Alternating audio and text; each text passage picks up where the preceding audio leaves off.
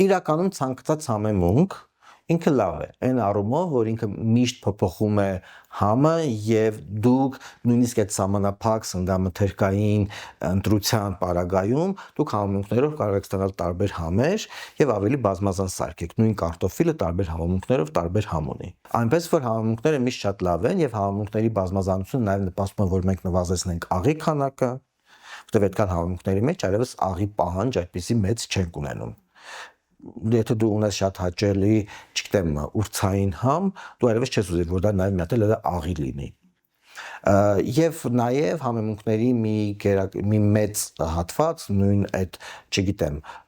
մեխակը, նույն դարչինը, նույն կոճապղպեղը, իրենք նաև խթանող էֆեկտ ունեն, իմունիտետն են խթանում, բայց միևնույն ժամանակ պետք է հիշենք, որ չարաշահել չի կարելի համեմունքները։ Բայց ձմռանը օգտագործեք, ձմռանը ավելի շատ, որտեվ թարմ բանջարեղենի պարագայում ավելի լավ է թարմ բանջարեղենի եւ մրգի համը զգաք։ Իսկ ձմռան սահմանափակ այդ սննդակարգի դեպքում համեմունքները մեզ շատ օգնում են։